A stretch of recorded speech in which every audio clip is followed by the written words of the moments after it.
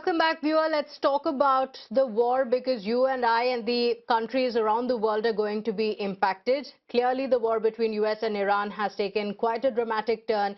Deadly tit-for-tat attacks continue. And it all started last week when Iran attacked commercial vessels in the Strait of Hormuz. The US then bombed southern part of Iran. Iran closed the Hormuz and bombed Gulf countries. And today, the tragedy has hit close to home. The missiles may not have landed on Indian soil, but the grief has reached an Indian home because an Indian national serving aboard at UAE oil tanker Mombasa has lost his life after it was hit by an Iranian missile, adding to the growing list of Indian seafarers who have paid the ultimate price in a conflict that is not even their own. And India has also summoned Iran's deputy chief of mission in New Delhi after an Indian crew member was killed.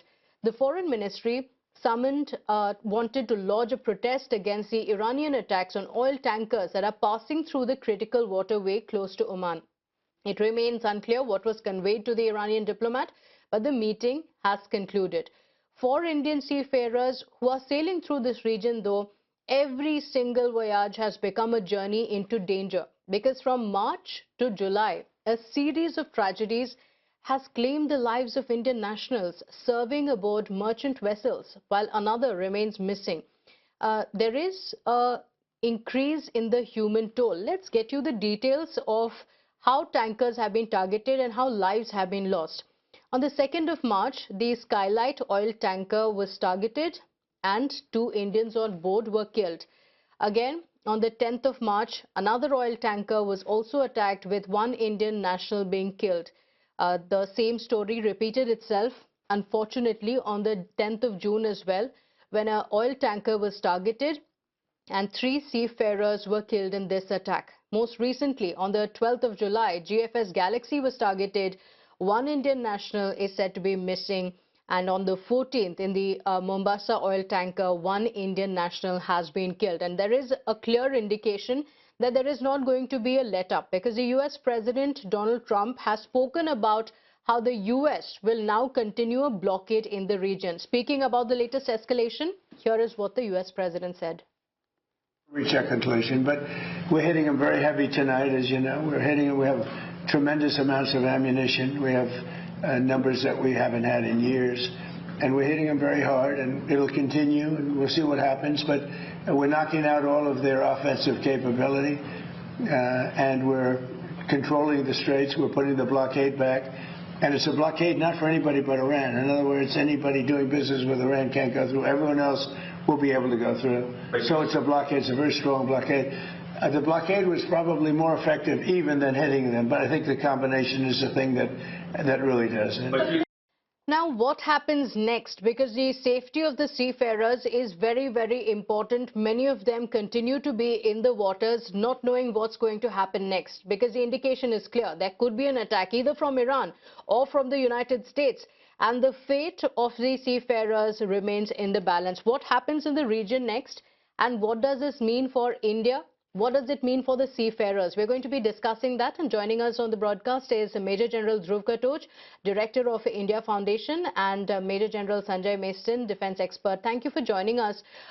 Major General Maistan, I want to begin with you on how you see this war proceeding, because Trump has made it clear that any vessel can be attacked. He has said that if it is from Iran or anyone doing business with Iran, they are going to be targeted. But it's not like Iran is going to give up either, because Iran is also very clear that it is going to attack because it has control over Strait of Hormuz. Iran says it's under our control, so it will want to give out that message. Yeah, Pratibha, good afternoon. Firstly, let's be very clear. Iran's red lines are drawn very clear that they want to control the entire Strait of Hormuz. The United States red lines are also very clear that they want the Strait of Hormuz to be clear of Iran control, and it should be termed as an international free shipping lane. Yes. So the red lines are very clear. Now, firstly, what is the impact on India? Obviously, you have shown your, the past figures. The Indian lives matter. Let's put it bluntly. Indian lives matter.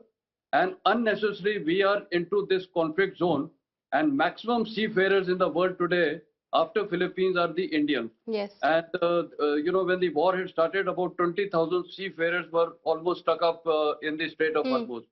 Now, this cycle of escalation will continue. There is no doubt. Sometimes it will escalate too much, and sometimes it may be on the later lower side also. But this is going to continue, and the way now America has also declared that the blockade will again start, and they will, even start putting taxes on some of the ships.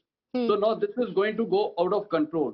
Now, I think the India, what we have to do is, yes, we have done a very correct thing that we have called the Deputy Charge of Affairs and have given them a strong, dispatch.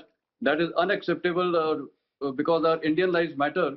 But at the same time, I think today the entire world need to galvanize the public opinion or the world opinion against this control of Hormuz, because it has always been a free trade. And mind you, even before this bombings of 20th February, if you take back 18th January, Times of India report, 16 sailors were apprehended by IRGC Navy, kept in detention in various jails. And that time, the families had approached the High Court in India. So what I'm trying to say is that this trend has been continuing from the IRGC side, and the seat will, on the suite will, they can just stop any ship even before. And they had almost in the last 3 years, about 17 seafarers were just apprehended by them, and this becomes a big problem. So I think India and other global players now need to step in. This nonsense has to stop, because it is not personal property of Iran or of America. Absolutely. And Major General Katoch, the concerns are because many of these seafarers are in the water after they were given a green signal, isn't it? Because initially, and there have been so many flip-flops over the last several weeks. The vessels are allowed, and then suddenly it's not allowed. And in this flip-flop from the United States, or whether it is coming in from Iran, it is innocent lives being lost in the region. Thank you, Pratibha. Yes, the innocent lives are being lost, and that is very tragic. I'm afraid in a wartime, in a war zone of this nature, we can expect more of the same, not less. So I don't see this going down. The ships will continue to move. At least a few ships will continue to move. Some may be targeted and some may be hit. So I think, while India may actually, you call their embassy personnel and give them a demarche or do whatever you have to do, the war will take its own course. But there's a slight difference now, the way I look at it. This is a long distance war. And I don't see it carrying on forever and ever. I think they've got a very limited shelf life. And I think this shelf life, the present round of shooting may last a week or 2 weeks, but then they are going to get back to the table. Again, it may last, the shooting may stop for a week or two, it may start again, may not start again. While peace may not come, I think there is a very good possibility, in my view, of the firings, the missile firings ceasing. It doesn't suit the interest of either the Americans or the Iranians. In this particular case, I think the Iranians have gone horribly wrong. They started it. And they had, when the talks started, they had obtained a great deal of goodwill. I think all that goodwill is eroding now, and the world opinion is shifting against this Iranian action. And I have a very strong feeling that if this war continues for a little bit more, they will start losing a great deal of public opinion within Iran itself. Because there's really no reason to continue this fight now. And Iran started it. Unfortunately, President Trump has also made a statement that he's going to collect tax 20%, toll. That is unacceptable too. So I would like to make it very clear. But that's the point, Major General Katoch, that Trump says that now 20% tariff is going to be imposed. Firstly, he is going against what he himself has said. He said that Iran can't control it because it's the international waterway. And then United States comes and says that we are going to be charging 20% tariff. How is that going to work? And secondly, you also mentioned Iran. It's not like the United States is also thinking of Trump as very popular. Currently, he himself has admitted there are about 50,000 troops who continue to be on the ground. It's not going to be very sustainable for the United States. And even as these flip-flops continue, look at the kind of impact it's having.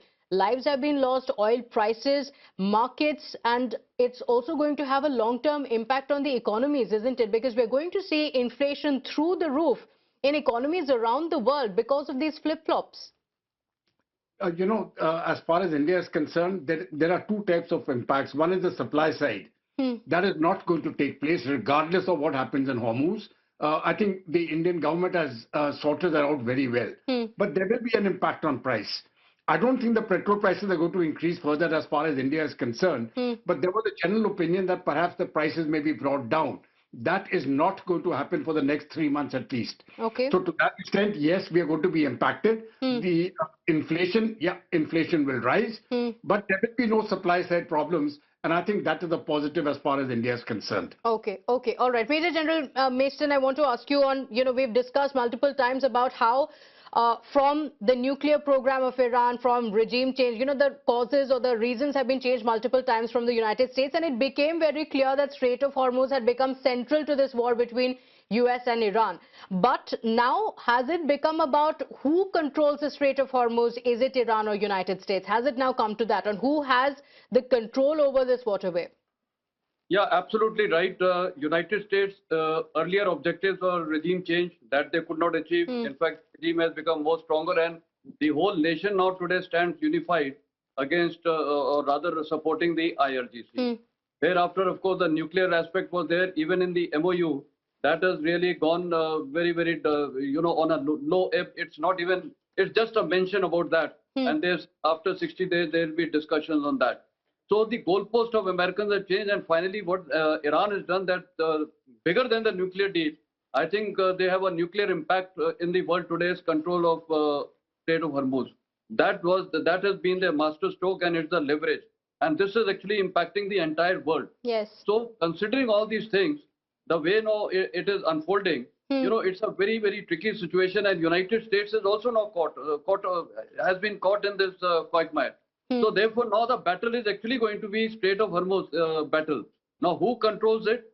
Actually, the correct thing is neither side should control it. It should continue the way it has always been. Yes. And today, maybe it's a case in point. India can, in the near future, start projecting a strategic partner alliance with many. You see, after all, we have a lot of control in the Indian Ocean region, and maximum choke points in the Indian Ocean are being dominated. I would not say dominated, they exist in the ocean. Considering that, there is a case in point that India today needs to have strategic partnership with many of the navies. Yes. And we have to, do maritime domain awareness, intelligence sharing, and all these aspects.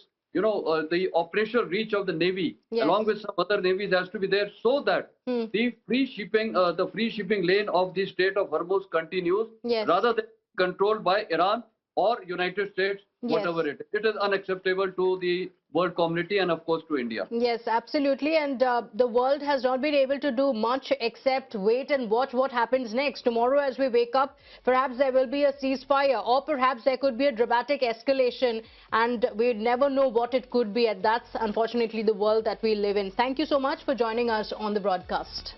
And that brings us to the end of the Urban Debate. Thank you so much for watching. Good night.